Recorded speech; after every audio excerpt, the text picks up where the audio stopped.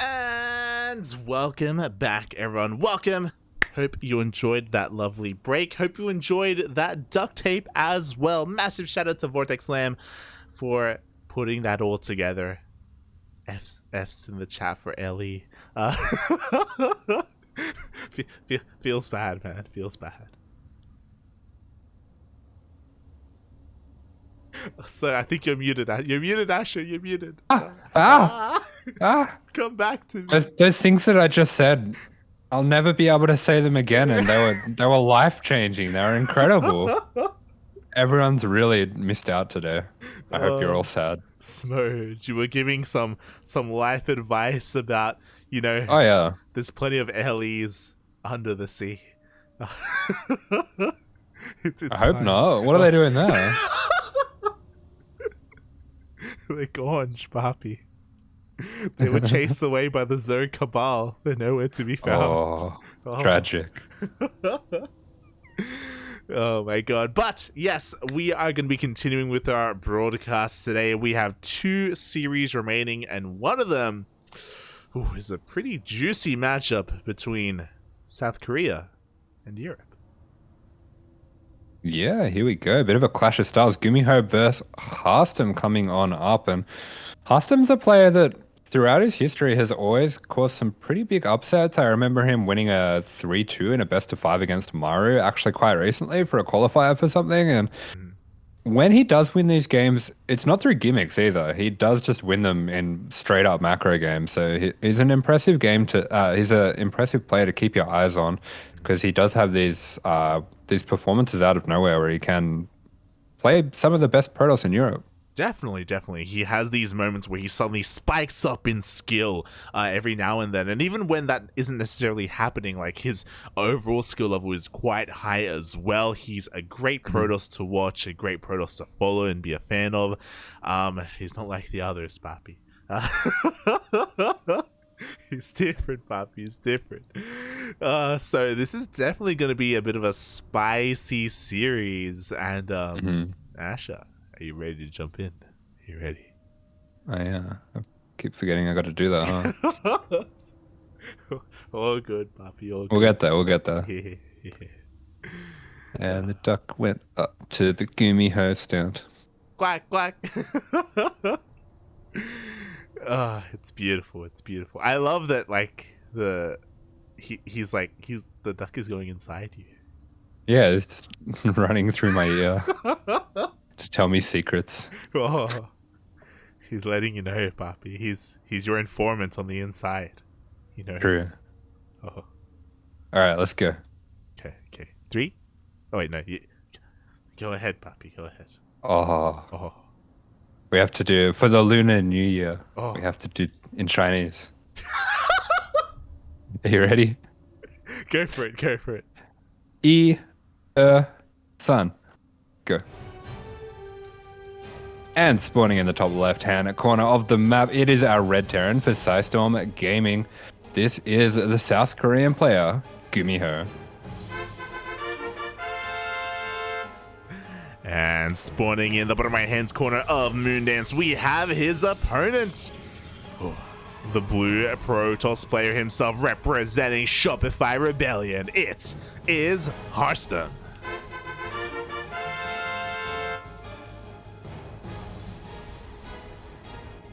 Yo, does GuMiho just do this every game? I mean, it's pretty good. Yeah. Like, I don't think there's anything that it sucks against. I mean, maybe if they... Yeah, I guess if they, like, proxy gateway and have a battery at home, that could be kind of dicey, but... I mean, even then. You get your factory pretty quick. Yeah, like, it seems to be GuMiho's go-to in his comfort zone. And to be fair, Harstem is scouting right now. He's looking for a proxy. He knows about GuMiho's reputation, about maybe being a little bit of an aggressor. So Harstem, he's looking. Yeah, Harstem very aware of this, and interestingly, GuMiho, I'm pretty sure this is the same spot that he went for against Gerald as well. So maybe Harstem just missing that game, but he's going to be going across the map anyway, so he will get this scout. The only thing is it's a little bit late. Fortunately, he's going for a core first, not a Nexus first. definitely makes a lot of sense on this map, and he does get this full scout now. So I'm sure he's aware GuMiho's a tricky player, and he's fully capable of dropping that Rax in his back base, at his third, anything like that. So not going to want to overreact, but is going to make that Zealot. Yeah, Zealot is going to... Oh, actually, well, started up now. Yeah, he does cancel it in the end. I do appreciate how active Harstem is being here with this probe. He doesn't want to allow GuMiho to get a bunker up and running, so we do see him going toe-to-toe there. The bunker will start, but a little bit later, as GuMiho's Reaper is going to show up. Yeah, the first Reaper is here. I love this by Harstem, hiding the probe so he can get back in on that SEV. Some very fortunate... RNG coming out there for GuMiho, but it does look like he is going to be losing this SEV. Oh, SEV does go down. Very nicely done by Harstem. He does lose one probe in his main base, unfortunately, but at least the bunker will not be finishing, and things could have been a lot worse here for Harstem. Yeah, really good defense. I feel bad just straight up comparing the two Protoss players, but he did defend this a lot better. Yeah. And Harstem, typically as well, just as a player, does like to go for, when he can, the more greedy ways of going about things, the more greedy ways of defending things as well. So I think that's really paid off for him now. But yeah, GuMiho going to be jumping back in with this SEV. The SEV does go down, but at the cost of this Adept, and that was some very nice micro from GuMiho, just sitting at the edge of the Adept's attack range. Yeah, very nicely done there, forcing Harstem in a really awkward position. Does he focus down or try to zone away those Reapers or focus down the SCV? In the end, GuMiho is making the best out of a bad situation by just getting even more probe kills. He's going in once again and he gets another probe. Yeah, GuMiho's getting so much work done with these two Reapers. They will finally go down to the Adepts of Harstem. And behind this, Harstem is going to be going for the Stargate follow-up. It looks like GuMiho, yep, he did get that scout. Got the scout on the fact that it is a Phoenix as well. So he'll be able to prepare accordingly. And there we go. We do see a second Cyclone is going to be coming out for him. Yeah, the first one is already outside of the natural. He's looking to try and meet and catch this Phoenix, and it looks like he will in the end. He gets a bit of a lock on, gets a couple of shots off, but Harstem is looking, he's paying attention, is able to back on off. Oh, and GuMiho, you know, he's basically, he should be completely safe against this, especially with the second Cyclone coming out. Yeah, second Cyclone, actually a third Cyclone. So this is something that GuMiho, he does do from time to time in TvT as well, is just mass Cyclones. I mean, we're not seeing Magfield being researched, so a bit of an interesting choice to go for that third Cyclone, but he is, I would say, unusually good with the Cyclones. It's almost a bit of a signature unit of his. Yeah, I would tend to agree with that. You know, GuMiho, he has his own unique play style, and a part of that can be, you know, utilizing these niche units unlike any other, as we do see him trying to zone away these pieces. He's coming in from behind as well. He's going to be able to get a bit of a lock on, and oh my god, and oh, he barely almost gets a Phoenix.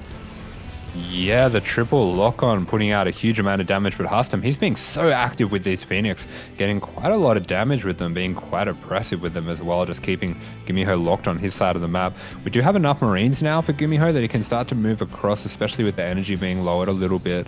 And behind this, he's going for a pretty similar build to that last game that we saw on Stargazers, with the 3 racks in the factory, but no starport. And he should be able to go for an early push here, especially if Harstem goes for a fast third, which he has. I could see this being quite successful. Yeah, the biggest difference here, I guess, is because of the Phoenix production, there's only a single tank with this push, but he's hitting that much faster. He's got, of course, the Cyclones to zone away all those Phoenixes as well. We'll see if Harstem can catch the tank. We see him moving out with his Phoenixes, and he could come in from a good angle as the Robo is being locked on. Yeah, the Robo being focused down. These Cyclones, they put out so much damage here. The tank going to be sieging up in range. The Marines are there as well. Harstem going to have to pick these up. Maybe pick up the Cyclones just to cancel those lock-ons, but no, it looks like he's got quite a lot here. More than enough to get some damage done. Oh, but is it really enough? The Robo does go down. The Immortal is under threat. We do have an overcharge to keep the Immortal alive. Nice micro does keep that last Cyclone alive by backing off, and Harstem is going to hold. Yeah, looks like with that stim expended, GuMiho realizes his time here is up. He does need to back off, and Harstem with that third tucked away in the back there. This is one of the nice features about this map. As much as this is a nice map for Terran because of this push path through the center and the low ground, the lack of a ramp here in front of the natural, we also see that it can be nice for Protoss to get this third up without being harassed too much. Yeah, you can say that Harstem is in a pretty good position economically. He's ahead in workers, he's ahead in bases. With this economic advantage, he's going into a second Stargate and he's rebuilding that Robo, so he's really committing into the Phoenix play. He's trying to get into Colossi production as well. The biggest difference here, as he's going to be able to catch a couple of units, catches a Cyclone with his Phoenixes, is that, of course, his Colossi production is going to be a little bit late because there was that kill in the Robo earlier. Yeah, for sure. But at the same time, this Phoenix harass he's been going for, his control overall with the Phoenix has been very, very good. Yeah, he's done a great job at preserving that Phoenix count and dealing some harassing damage. So GuMiho's had a hard time moving out, but I would imagine he's going to want to hit a bit of a later timing here. He's going to be finishing up with +1. Combat Shields is on the way as well. A little bit supply blocked as Harstem is even expanding and taking a 4th. Yeah, so 4th on the way. Pretty interesting build coming out from GuMiho as well. Still just on these 3 barracks and going for the double reactor as well. So it's going to be mass marine tank, which against Colossus, it's difficult. It's not impossible to make it work, but it is definitely difficult. You rely a lot on the tank positioning and just taking things slowly here. But behind this, Harstem going for a very early +1 air. Interesting. Yeah, it's something you don't see too often here, but he has not stopped Phoenix production at all, and because of that, I guess it makes sense that GuMiho has invested so much into these Marines because he wants to make sure his tanks are safe. The Phoenixes are out of position, by the way. They're across the map. They are going to be able to pick off a tank, but the 4th base is going to be going down, and GuMiho is going to keep on pushing towards the natural. Yeah, I'm sorry, I completely missed a pretty important detail. There's 2 Stargates. Yeah. So he's pumping a 2 Stargate Phoenix, and possibly GuMiho caught onto this with this mass marine build that he's going for here. Tank's going to be focused firing on the Colossus. Are they going to be able to clean that up before it can get too much damage? We see just 1 tank going down, but what is left to deal with the Marines? Phoenixes. And they can't deal with it. The Robo is going to go down again for the 2nd time. The Phoenixes, they try to come back in. Are there enough Marines to hold on? That is the question. They're trying to step their heart out. GG gets called, and GuMiho takes the 1st game. GG, and that game did not disappoint. Very interesting. Both players playing quite out of the norm there. Yeah, definitely. It was really odd to see double Stargate Phoenix production with +1 air attack. I don't know if you've seen that before here in PvT. Yeah, very peculiar. Yeah, not really. That kind of seems like it's almost like a team games build. Yeah. I mean, I guess like if their opponent isn't commit, I don't know. I was gonna say. Yeah, I don't know what the plan is. Honestly. Yeah, because. Yeah, especially when your Robo gets denied at the start of the game as well, so you're that much more vulnerable. It seems so risky to invest into a second Stargate like that. It's crazy, Poppy. It's crazy. Hey, we need Roddy on the cast. Roddy can explain it. We need Roddy to be able to tell us what was going on. Skytoscopium, Poppy. We need him. Yeah. Oh my god. I mean, it is a great way to get map control and to keep the drops back at home, sure, but Light, I forgot. Oh. We don't have a game 2. We don't. Much. We have some bad news, and we brought this up in our last broadcast because we were missing, for those who were here on Saturday, we were missing a bunch of Patty Mac replays from HomeStory Cup because unfortunately Take TV weren't able to provide them. Likewise, here apparently we are also missing game number 2 of this series. In the publicly available replay pack that Take TV provided, there just isn't a game 2. It was played out, but we won't know what happened. Well, I can tell you, it was on Stargazers, and Harstem won. Oh. So, kind of wish we saw it. Yeah. But there we go. So, GuMiho once again letting Stargazers through. in the vetoes and once again losing.